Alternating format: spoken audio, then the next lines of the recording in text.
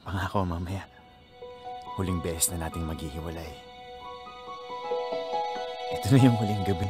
Ito na yung huling gabi na mayroong ikaw at ako. Simula bukas, ang meron na lang ay tayo. Tayo habang buhay.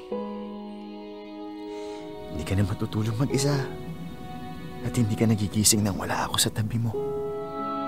Itong mga kamay na to. Hindi ka na bibitawan, ha?